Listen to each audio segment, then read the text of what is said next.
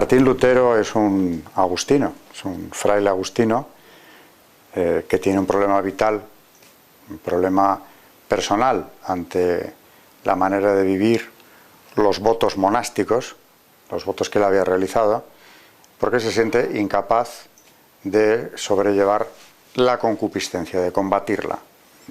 Y lo que es una cuestión personal, un problema personal de él, lo eleva a categoría general. Ese sería un resumen para empezar, pero antes decir que es un monje o fraile sajón, que nace precisamente en una coyuntura histórica compleja, que va a favorecer la gran rapidez con la que se difundió la herejía luterana.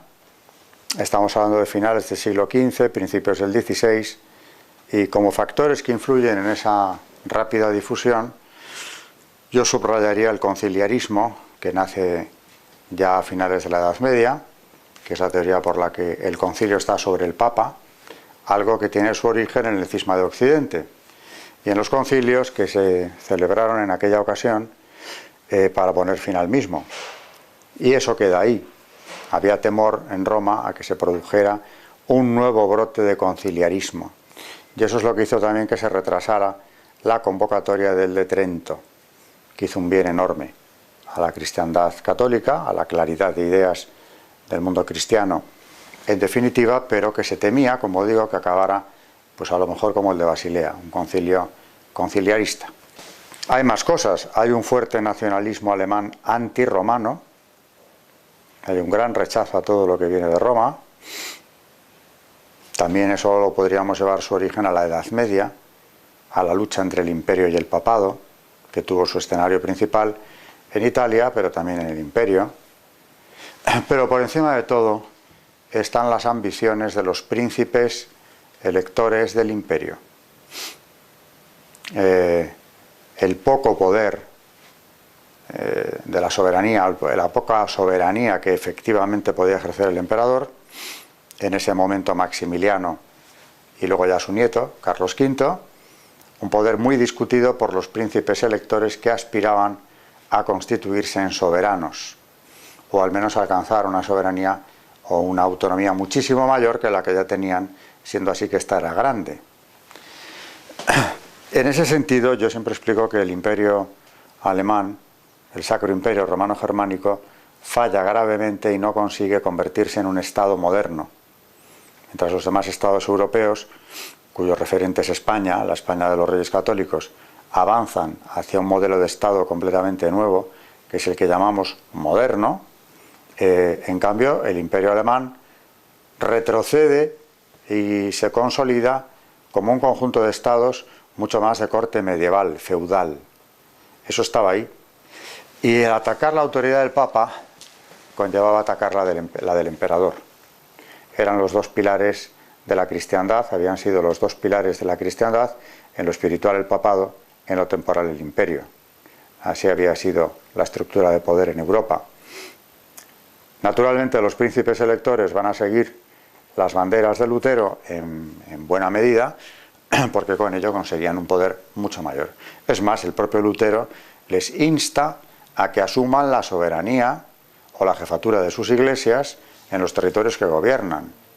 De manera que estos príncipes van a quedar constituidos en otros tantos pequeños califas, jefes políticos, militares y desde luego religiosos, sin contar con la codicia de los mismos que les convertía en propietarios, dando ese paso, de todos los bienes eclesiásticos, como hará Enrique VIII muy poco después en Inglaterra, cuando allí se abra el cisma anglicano, también siguiendo un modelo luterano en ese sentido, en el de la acaparación de todos los poderes y la jefatura de la Iglesia como uno de los principales.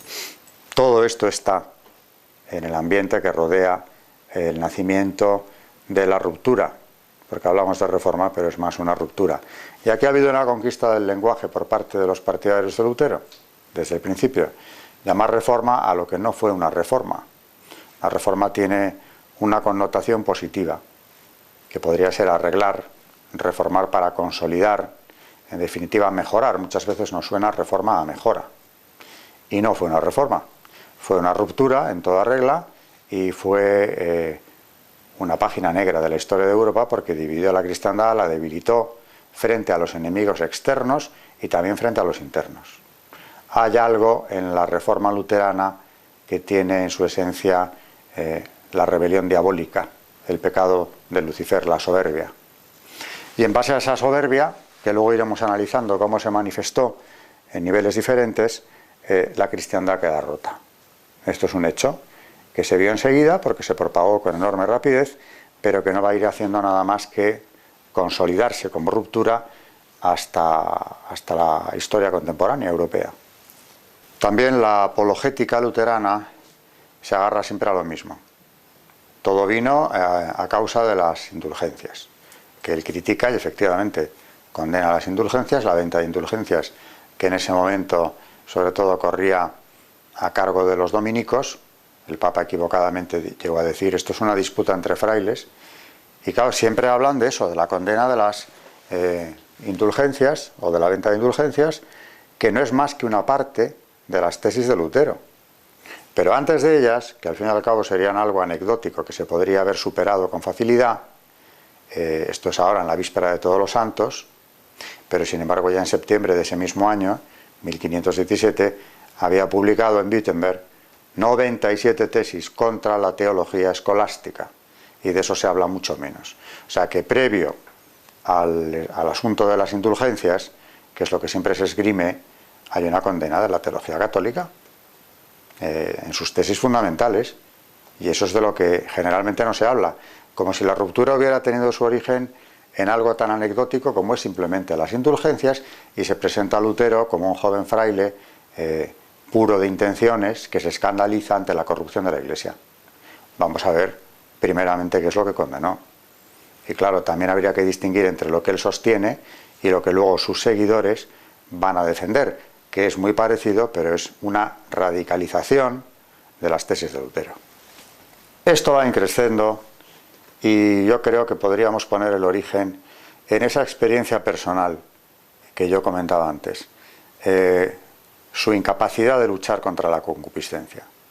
Es cuando elabora, después de lo que llaman la revelación de la torre, la teología de la consolación. Según esa teoría, que claro, parte de una visión del hombre que no es cristiana, una visión del hombre terriblemente negativa, seríamos solamente corrupción. Un ser tan corrompido por el pecado original que ya es incapaz de obrar el bien. Dios, teniendo eso en cuenta, no nos justificaría nada más que por la fe. Esa es la teoría fundamental. De ahí parte todo lo demás. La fe justifica al hombre, sin obras, habría que decir. Él se agarra a un versículo de San Pablo, el justo vive de la fe, y cree entender o quiere entender en ese versículo que ahí está la salvación. Nada más que la fe te salva. Sola fide. Y no es así, porque claro, lo que no quiere mirar es la carta de Santiago. Nos dice que igual que el Espíritu vivifica el cuerpo, las obras vivifican la fe, y que la fe sin obras es una fe muerta. La carta de Santiago no existe. Claro, eso va a tener un gran éxito desde muy pronto, porque tanto en Alemania como en otros países que le van a seguir, había una gran cantidad de gente por vía de la fe, una fe sin obras. Quieren salvarse, les preocupa su salvación, pero en cambio encuentran en esto una fórmula mucho más cómoda, en la fe sin obras. No solo justifica al hombre por la fe sola, sino que además la otra tesis fundamental es la sola escritura. La revelación se ha manifestado y se mantiene, la revelación divina, exclusivamente en la Sagrada Escritura.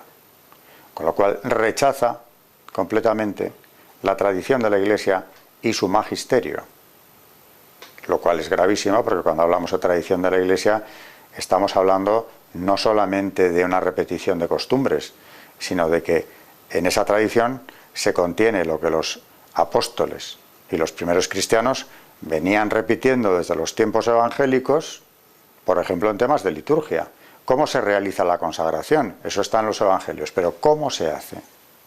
Y en cuanto a la interpretación, el magisterio de la Iglesia es una de las razones de ser fundamentales de esta institución, que es de origen divino. y eso lo rechaza, que queda entonces solamente la Escritura. Y de aquí viene el libre examen, porque según él, todo fiel puede y debe interpretar libremente, según su conciencia, lo que la Escritura le dice. Así que el magisterio queda rechazado. Esto es muy grave también. Yo subrayaría principalmente estos tres rechazos. El rechazo de las obras como eficaces para conseguir la salvación, que parten de una antropología extraviada, terriblemente negativa, que convierte al hombre en una criatura absolutamente corrupta.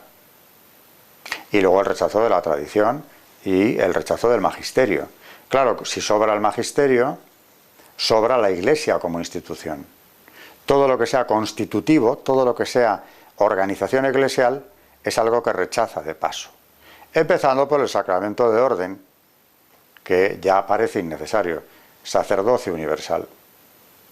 Y al rechazar el sacramento de orden, como tantos otros sacramentos, la mayoría, con eso está haciendo desaparecer muchos de los canales principales de gracia creados por Cristo. Porque claro, sin sacerdocio ministerial no hay penitencia que valga. Es muy cómodo también salvarse sin tener que contar tus pecados al confesor. Volvemos a lo de la sola fide. Ya mis obras son inoperantes, no tengo por qué confesarlas. Al menos en la confesión de Augsburgo, de 1530, lo que vienen a decir es que no hay por qué repetir, ni siquiera decir todos, los pecados al confesor. Y al final lo que se elimina es el sacramento en sí. Además, ¿a quién se lo vas a contar si no hay nadie que esté ordenado y pueda recibirte y darte la absolución como es debido? Luego rechazamos las obras, rechazamos sus consecuencias, es decir, las consecuencias de las malas obras, de los pecados, y nos entendemos con Dios directamente. De la revelación tomamos lo que nos parece, tranquilamente, y de las obras hacemos lo mismo. Hablamos con Dios.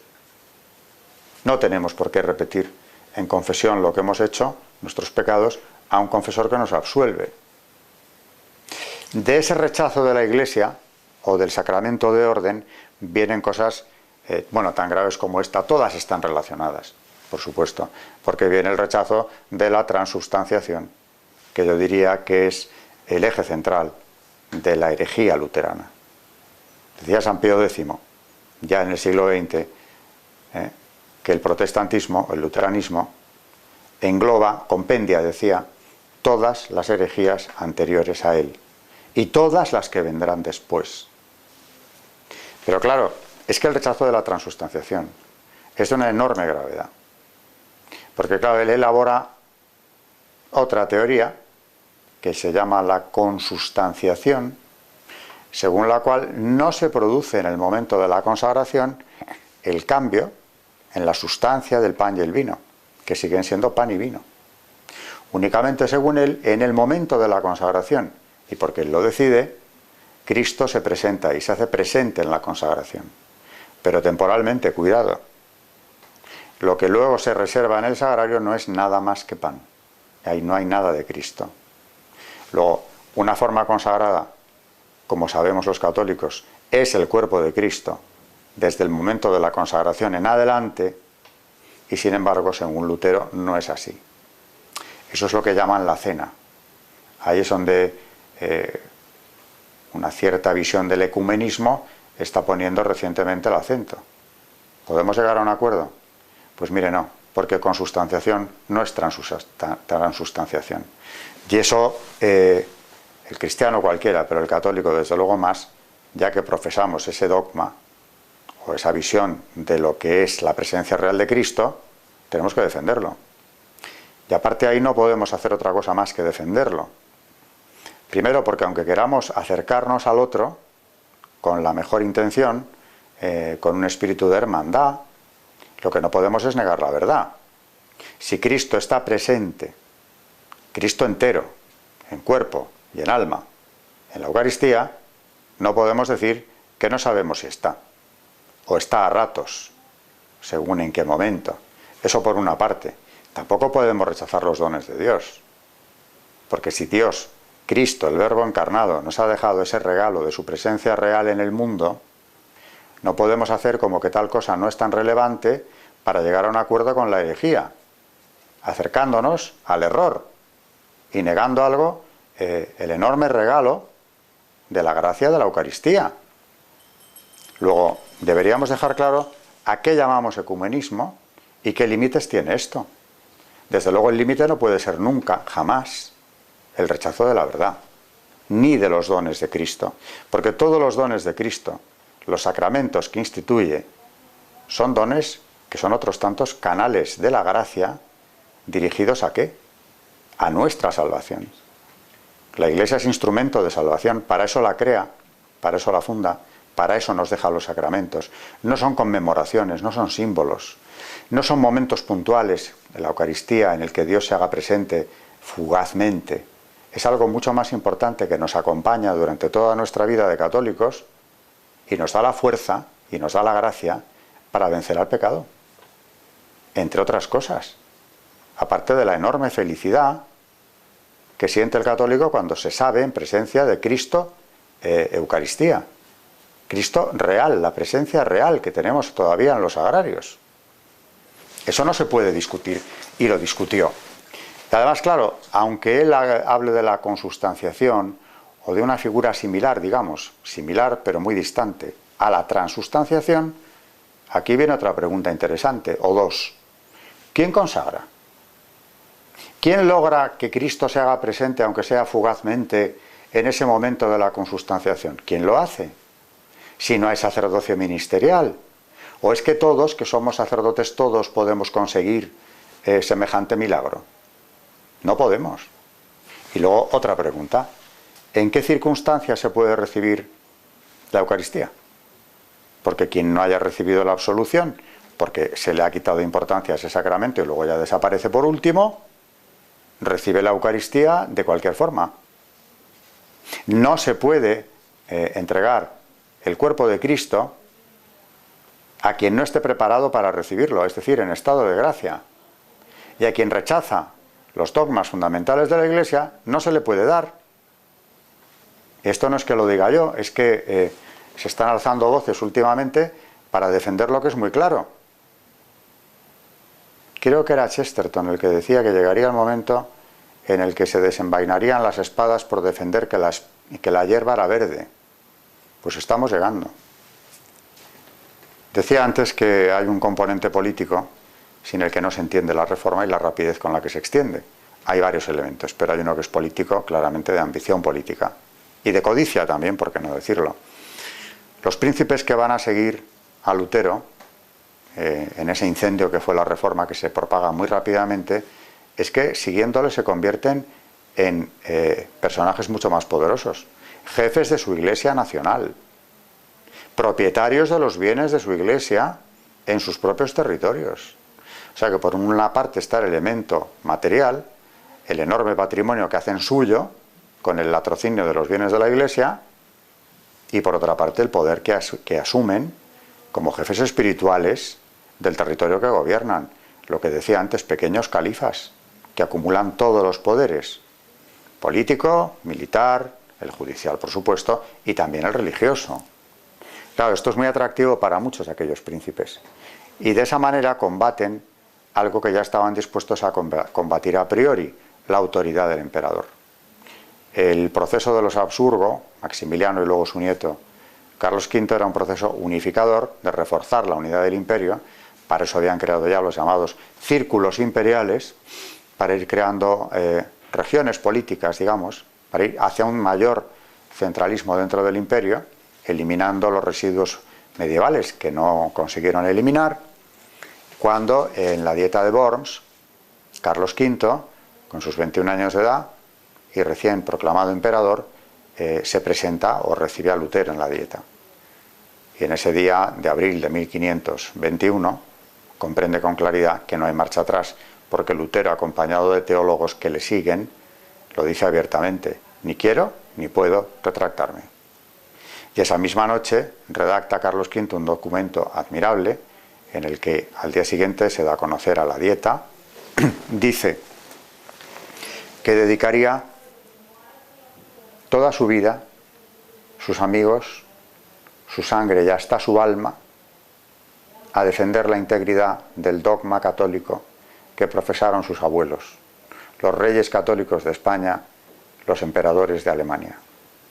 Es una declaración inequívoca de que asume la defensa del dogma católico con todas sus consecuencias y con todas sus vinculaciones. Y eso va a ser ya, a partir de entonces, la historia de su reinado. Un reinado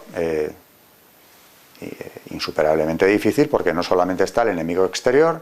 El Imperio alemán defendía las fronteras del Islam, o sea, las fronteras orientales del avance del Islam, en tiempos de máxima agresividad por parte de los musulmanes. Solimán el Magnífico, que llega a sitiar Viena, tiene que defender también sus dominios del ataque francés, y lo que es peor, dentro del imperio, defender, como ya había prometido en Worms, la integridad del dogma católico. Se llega a constituir una liga de príncipes protestantes en contra de él, Liga de Esmalcalda, a la que derrota, parecía que definitivamente, en la famosa batalla de Milberg, que tenemos representado aquí en el Prado, en ese magnífico cuadro de Tiziano, el emperador a caballo, con lanza en ristre, combatiendo a los protestantes en Milberg. Parecían derrotados. Destituye, lógicamente, al elector de Sajonia, príncipe elector Federico, que había protegido a Lutero siempre, que lo esconde, que lo oculta, que lo protege en sus fortalezas, y le entrega ese ducado a su primo Mauricio, supuestamente fiel al emperador y católico, que le traiciona muy pocos años después. Y la traición de Mauricio, que vuelve a resucitar la Liga de Esmalcalda, supone ya un paso definitivo, y es cuando el emperador comprende que tiene que preparar la abdicación, porque ha fracasado en un empeño que para él era el principal: reunificar espiritualmente a Alemania. Venía pidiendo el concilio hacía mucho tiempo, y, por supuesto, establecer o restablecer el dogma allí. Y por eso 3 años más tarde abdica, verdaderamente agotado en todos los sentidos, en Bruselas, donde había comenzado su vida política, su ascenso hacia el imperio. Y entonces ya, eso sí, estaba en marcha el Concilio de Trento, que es un enorme beneficio para la cristiandad católica, y se debe en buena parte, casi decisivamente, al impulso del emperador. El último gran emperador cristiano de Europa. Los papas, como dije antes, habían diferido la convocatoria del concilio por temores, varios temores.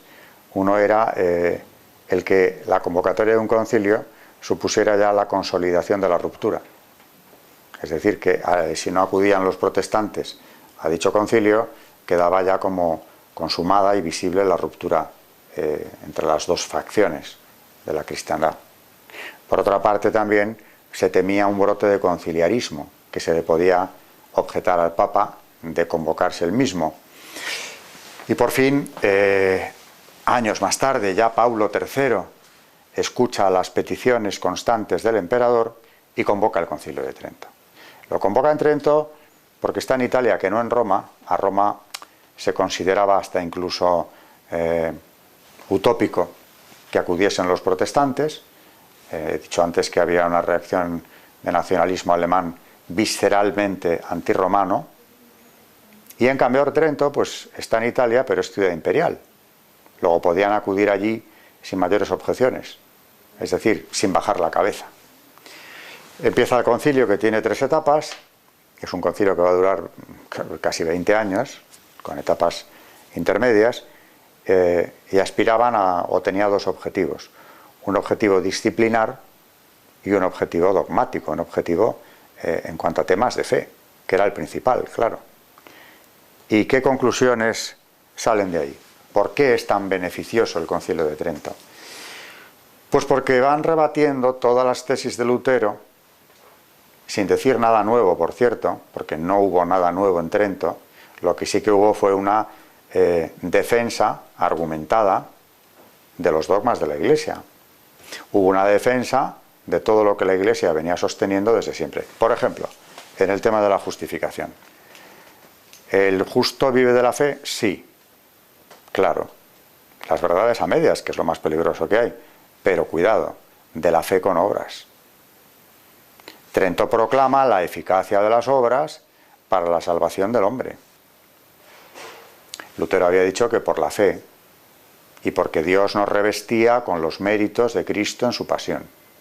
Muy bien, dice Trento, de acuerdo, pero la eficacia redentora de nuestras obras, la colaboración eficaz del hombre con lo que haga con su vida, evidentemente es decisivo a la hora de salvarse o no. ¿Por qué? Porque además Trento, en el fondo, recupera una visión mucho más positiva del ser humano. Porque ¿qué dicen los padres conciliares? Que efectivamente, marcados, qué duda cabe, por el pecado original como lo estamos, no lo estamos tanto que hayamos caído en tal corrupción que llegáramos a perder el libre albedrío. Concepto importantísimo del Concilio de Trento. Cuidado, no hemos perdido el libre albedrío. Y aunque nos cueste y tengamos las tentaciones, los enemigos del alma operando a nuestro alrededor, no somos tan débiles, no estamos tan degenerados o dañados por ese pecado original que no podamos luchar en contra de él o de los pecados en general. ¿Libre albedrío? Sí, no era tan cómodo salvarse como pensaron tantos de aquellos primeros seguidores de Lutero. Las obras cuentan. Hombre, luego ya Calvino llega al extremo de decir que es que no cuentan, al extremo de que Dios predestina a unos a la salvación y a otros a la perdición, arbitrariamente. ¿Qué concepto es ese de Dios? Pues ese es Calvino, que va a tener incluso una expansión mayor que el propio Lutero en la Europa, por ejemplo, Francia, Holanda, y de ahí van a pasar a los Estados Unidos, las doctrinas calvinistas que parten ya de la teoría de la predestinación. Ya no es que te salves por la fe, ya ni eso, sino porque Dios arbitrariamente a unos les salva y a otros no. Bueno, pues en Trento, por supuesto, se niega, recuperando la visión positiva del hombre como alguien que es capaz de luchar por sus medios y por la gracia que Dios le va a dar, que duda cabe, contra el mal, contra el pecado. Claro que esa gracia, habría que objetarle también a Lutero, en buena parte en el mundo luterano ha quedado muy mermada, porque, insisto, los canales de la gracia se han ido cerrando. He mencionado los sacramentos.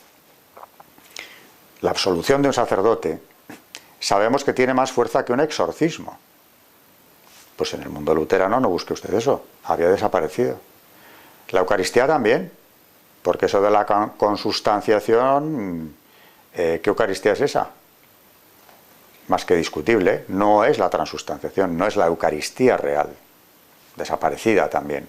Y luego Lutero había suprimido algo que tiene una enorme importancia y en eso nos solemos detener menos, que es la vida monástica. Suprimiendo los votos monásticos, había suprimido el enorme patrimonio invisible que tiene la Iglesia Católica. Todas esas comunidades contemplativas, masculinas y femeninas, dedicadas a rezar durante su vida entera por el bien de las almas, por el bien de la Iglesia. Eso también está suprimido. ¿Cómo no notar el vacío de esa oración, cuyos frutos no son visibles, pero son reales y eficaces? Desaparecidos todos en el mundo luterano. También. ¿Qué más dice Trento? Bueno, naturalmente recupera, reelabora, refuerza los rasgos propios de cada uno de los 7 sacramentos. Lutero ha dejado 2, el bautismo y la Eucaristía, y la Eucaristía yo siempre digo, de aquella manera que a mí se me escapa, sin sacerdocio ministerial, porque no hay sacramento de orden, y sin absolución ni penitencia. ¿Qué Eucaristía es esa? ¿Por qué la llama sacramento? ¿Por qué la siguen llamando sacramento los que todavía defienden que lo es? Y por último, la sola Escritura. El Concilio de Trento retoma esa tesis donde Lutero ha negado, o ha dicho, mejor dicho, que el único tesoro de la Iglesia es la Escritura, el libre examen, es decir, cada fiel que la interprete por sí solo, según el deseo de Dios y según su propia conciencia. Y dice Trento, no, la revelación divina se contiene en la Escritura, pero cuidado, también en la tradición de la Iglesia, y de paso en el magisterio, que viene interpretando dicha revelación desde los primeros tiempos. Negar esto es negar la patrística, la gigantesca obra de los padres de la Iglesia, que se sigue todavía apelando a ellos en los documentos pontificios. ¿Cómo no apelar a ellos? no habrían significado nada. Por tanto, lo que ha dejado Lutero a su paso es un mundo espiritualmente desolado.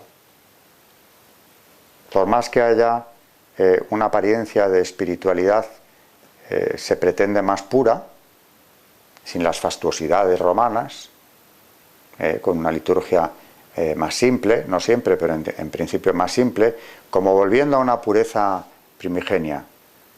Pero lo que ha hecho es barrer con la verdad de la revelación, que queda al libre arbitrio, al libre albedrío de la interpretación de cada uno. Y ahí, por cierto, quiero destacar algo: está el origen de algo tan grave, tan enormemente grave, como es eso que Benedicto XVI llamó dictadura del relativismo, que es un triunfo de Satanás. Porque cuando se convierte, bueno, el relativismo en sí ya lo es. Ya Juan Pablo II nos avisaba en sus documentos sobre ese peligro, diciendo que, por ejemplo, una democracia sin valores se convierte con facilidad en una dictadura, en un totalitarismo, visible o encubierto, como demuestra la historia.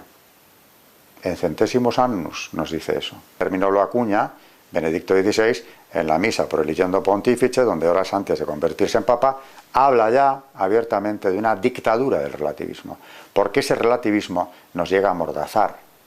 Volviendo a la encíclica de Juan Pablo II, Centésimos Annus, dice también en ella: quien se adhiere a la verdad firmemente ya no resulta fiable desde un punto de vista democrático, porque se entiende que lo propio del demócrata es la actitud escéptica, relativista, en definitiva. ¿Y de dónde arranca ese relativismo? Hombre, yo podría estar un rato hablando de ello y la evolución que ha tenido en Occidente, pero qué duda cabe, cómo negarlo, que ya en ese libre examen tenemos un germen de relativismo muy fuerte. ¿Qué ha ocurrido a partir de ahí? Pues que por el libre examen, claro, no ha habido ninguna unidad, sino fragmentaciones múltiples en las iglesias reformadas, por cientos, hasta luego llegar a las sectas que proceden de ellas, donde no hay autoridad alguna. Ya se ocupó de destruir dicha autoridad y dicho magisterio el propio Lutero.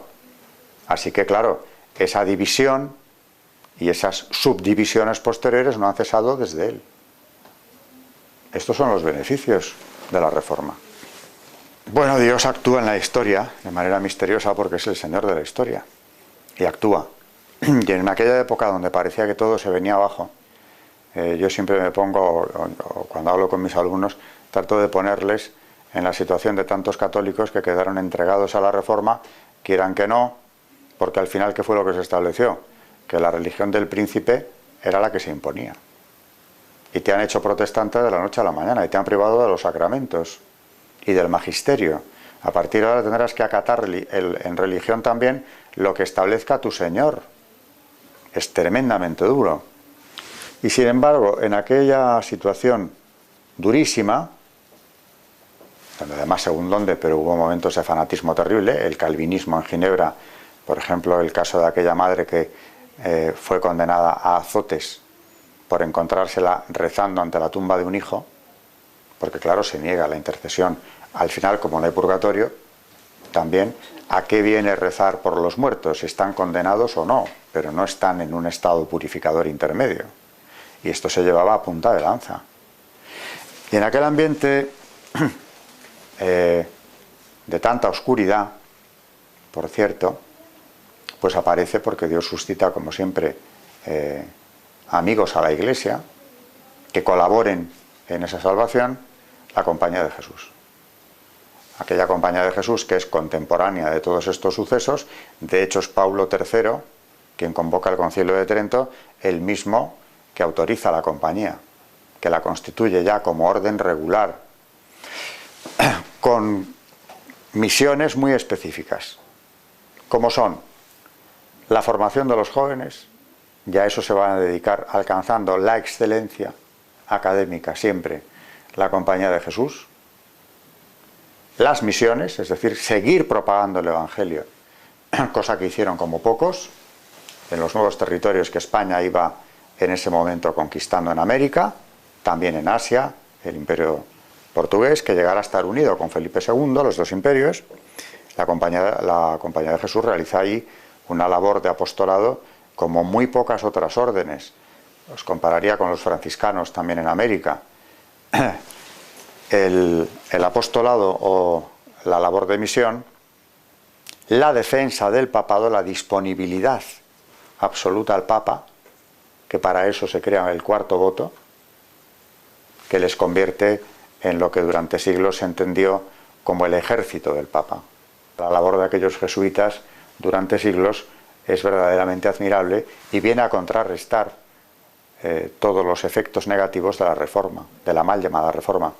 Por ejemplo, un dato en el que no solemos pensar: mientras para el catolicismo se pierden tantas almas, aquí en Europa, prácticamente la mitad, toda la Europa del norte, centro-norte, va a seguir a Lutero, a los seguidores de Lutero. Mientras tanto, por obra de la misión española, de la misión de apostolado en España, y muy concretamente de los jesuitas en el Nuevo Mundo, se ganan territorios infinitamente mayores que los que se estaban perdiendo en Europa. Y millones de almas, con eso, que no conocían a Cristo. De modo que lo que se pierde con la caída de Constantinopla en manos del Islam, a mediados del siglo XV, y en el siglo siguiente con la Reforma, se gana en América y se gana también en Asia, pero muy especialmente en América, que va a ser un continente católico en su mayor parte, los territorios españoles, es decir, desde el sur de lo que hoy son los Estados Unidos hasta la Patagonia, todo eso es un mundo católico, un enorme territorio católico, en buena parte gracias a la Compañía de Jesús.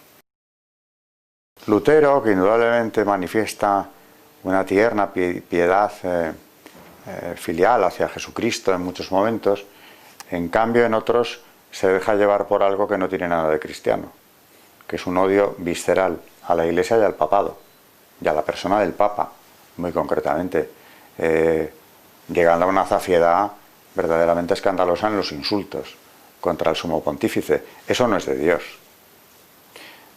Y en cuanto a la aportación de Lutero a la cristiandad,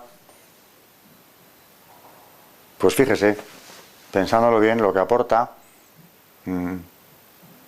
diríamos que de rebote, de rechazo, ¿no?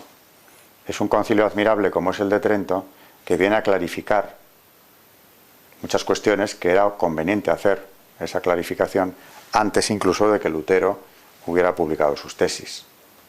Trento es un concilio que refuerza los dogmas, que además establece una disciplina para la Iglesia enormemente positiva, que dará frutos enseguida, como es la formación del clero, muy superior a lo que era antes, como es el control en las parroquias, la obligación a residir obispos y párrocos en su sede, como es la obligación a dar catequesis a adultos y a niños también por parte de ellos, como es incluso el llevar libros sacramentales que no se llevaban hasta entonces de manera obligatoria, pero a partir de entonces sí, como es el refuerzo de la liturgia y su solemnidad, partiendo de la base de que también por los sentidos se llega al alma, se llega a mover a piedad. Trento no deja nada al azar. Por eso el arte de la contrarreforma, porque lo que viene de Trento es la llamada contrarreforma, la reacción contra la reforma, que por cierto sigue siendo una palabra mal utilizada, porque la contra es como que vienes a deshacer lo bien hecho, la reforma, ¿no?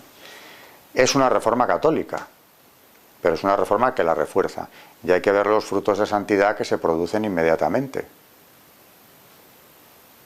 Por ejemplo, un San Carlos Borromeo, un San Felipe Neri, los mismos jesuitas que van a tener ya en el concilio parte muy importante, y ya que hablábamos antes de jesuitas, van a estar en el punto de mira del protestantismo, porque olvidaba comentarlo, pero hablando de apostolado o de evangelizar, los jesuitas llevaron a cabo una labor heroica, como fue seguir evangelizando el mundo protestante, es decir, con riesgo de sus vidas, que tenían la pena de muerte agravada, se les evisceraba antes de ahorcarles, sacerdotes de origen inglés, formados en el continente, claro, porque allí no podían, volvían después a su patria de origen para seguir administrando los sacramentos y predicando el Evangelio a las gentes de Inglaterra.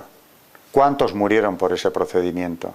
¿Cuántos se arriesgaron? Muchos de ellos formados en España, por cierto, por ejemplo Valladolid, y volvían allí para eso. Esa es una labor de los jesuitas. Por eso fueron lo más odiado dentro del protestantismo. Y las sectas protestantes, como son los Rosacruz y la masonería después, han aborrecido a la Compañía de Jesús con especialísima predilección. Los Rosacruz ya decían que los enemigos a batir eran la Casa de Austria, el Papado y la Compañía de Jesús. Claro, en el 18 lo mismo.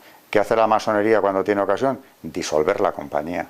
Primero con mentiras y calumnias, ir expulsándolos de las coronas católicas, en una operación impresionante que empieza en Portugal, pero pasa a Francia, finalmente nada menos que España.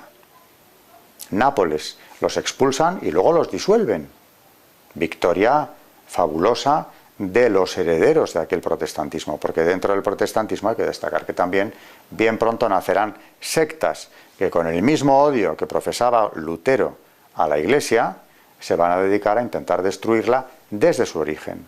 Ya los Rosacruz, que tuvieron mucho menos éxito y fueron poderosos de manera mucho más fugaz, y por supuesto la masonería hasta nuestros días. Por más que ahora se vistan de otra cosa y estemos conmemorando junto con el de Lutero el nacimiento de la masonería, como si fueran algo distinto a lo que son. Muere en odio puro, muere maldiciendo al Papa, o sea que alguien que muere envuelto en ese odio, por supuesto no tiene una muerte cristiana, que menos que perdonar a todo el mundo en el último momento y reconciliarte con Dios. No se reconcilia con nadie. Quiero decir, no busca precisamente dejar un ambiente de paz constructivo detrás de él. Yo en él creo que es alguien por quien en principio deberíamos rezar, si es que no se condenó, porque realmente en él se manifiesta algo con claridad meridiana, que es el pecado luciferino.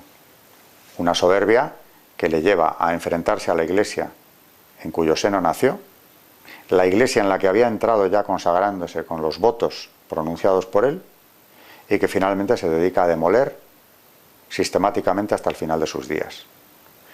Esa rebelión contra el magisterio, esa rebelión contra los sacramentos, contra la enseñanza de la Iglesia, en realidad contra la revelación interpretada por la propia Iglesia, ese ponerse por encima del vicario de Cristo, eso es un pecado de soberbia verdaderamente grave. Por tanto digo que ahí se ve un germen de pecado luciferino, lo que le lleva a Lucifer a los infiernos. Muere excomulgado porque, claro, vamos a ver, cómo no, primeramente se le da un margen, se le llama a Roma, se niega a acudir, acude a las dietas imperiales, eso sí, pero se reafirma en la herejía. Y claro, ya en torno a la dieta de Worms es excomulgado, muere excomulgado, sin haber hecho ningún ademán por resolver el asunto. Es más, es un ir a más en esa oposición a la Iglesia, no va a dar un paso hacia atrás nunca, no busca la reconciliación de ninguna de las maneras. Trento intentaba, precisamente invitando a los protestantes, conseguir esa unión, restaurar la convivencia, restaurar lo que había sido la unidad cristiana. Lutero hace todo lo contrario. Para mí, como digo, de rebote y sin buscarlo, le debemos agradecer que ya, por obra suya, fuera necesario convocar ese concilio, que ha hecho tantísimo bien a la cristiandad católica. ¿Cuántas almas? Esto ya es darle vueltas a algo cuya respuesta es imposible conseguirla, ¿no? Pero ¿cuántas almas se han perdido por Lutero? Sentido contrario. ¿Cuántas se han salvado a consecuencia del Concilio de Trento? Que ahora, claro, está muy de moda reírse del Concilio de Trento, ¿no? Como algo obsoleto, antiguo, atrasado, superado, siendo así que nada de lo que se dijo allí lo está. Todo está consolidado. Y leer los cánones de Trento es algo admirable. Hemos hablado de dos posturas irreconciliables porque una de las partes se negó nunca a entrar en diálogos. Los seguidores de la Reforma, como digo, no están dispuestos a aceptar ningún tipo de acuerdo que les acercara a la sede de Pedro. Eso es lo que tienen clarísimo. Entonces, cuando hablamos de ecumenismo, sería bueno saber de qué estamos hablando. Porque yo acabaría con esta idea, que ya la he expresado antes. No podemos renunciar a la verdad. No podemos dejar de proclamar la verdad. Nos cueste lo que nos cueste. También Juan Pablo II ha hablado de esto. Si en ningún caso, dice él, es lícito arrebatar la vida del inocente, puede ser incluso obligatorio darla en defensa de la verdad. Hay una justificación clarísima del mártir. La verdad no podemos dejar de proclamarla, profesarla y defenderla. Y por otro lado, independientemente de la verdad, también lo dije antes, considero de una gravedad extrema el rechazo de los dones de Cristo. Que el Verbo encarnado haya dejado abiertos todos esos canales de la gracia para la salvación del hombre a través de los sacramentos por él instituidos, aparte del don que es la propia Iglesia en sí, de institución divina, ese rechazo me parece también un acto de rebelión contra Dios. Luego, ¿qué se puede decir? Que a partir de ahí yo lo que veo es un rechazo de ambas cosas. De la verdad, porque yo hago una verdad a mi medida donde me salvo sin obras. Trento dirá lo contrario, naturalmente. Me salvo sin obras, lo digo yo. Rechazo la verdad. Rechazo el magisterio de la Iglesia como si no la hubiera fundado quien la fundó. Es como si hubiera sido un invento del anticristo, que es lo que llega a decir él. Nada menos. Rechazo de la verdad y rechazo de los dones de Dios, que nos da unos medios para alcanzar la gracia muy concretos. No solamente la oración, que también queda suprimida en buena medida desde el momento en que todos los contemplativos desaparecen del mundo luterano, sino que los sacramentos, que es lo que son, canales de la gracia para reforzarnos en nuestra vida espiritual y tener una mayor fortaleza a la hora de llevar a cabo las obras que nos salvan, son rechazados también. Rechazo de los dones de Dios y negación de la verdad. Entonces, creo que es ahí donde están los límites del ecumenismo. Y además hay algo también, para terminar ya definitivamente. La Iglesia lo que tiene es un depósito sagrado, con el que no puede negociar. ¿O es que vamos a entregar sacramentos a cambio de aceptación por parte de las iglesias reformadas? ¿Podríamos hacer eso? ¿Se podría siquiera plantear? Porque ahora está habiendo mucho desconcierto con este asunto. ¿Cuál es el verdadero ecumenismo? ¿Y cuáles son sus límites? Ese es el interrogante que dejaría en el aire. En definitiva, lo que hay en marcha, y ese espíritu ecuménico en el que, por supuesto, desde hace ya medio siglo, la Iglesia se mueve con la mejor voluntad, está siendo utilizado por los enemigos de la Iglesia para destruirla por completo. Sacerdotes que viven abiertamente en pecado mortal, no importa, no pasa nada. Entonces, claro, ¿dónde se pone el límite? ¿Hasta dónde hay que llegar? Lo tengo muy claro y lo volvería a repetir, pero ya también sería una repetición insistente que yo creo que es innecesaria. La defensa de la verdad y el agradecerle a Dios los dones que nos ha dado en vez de rechazarlos.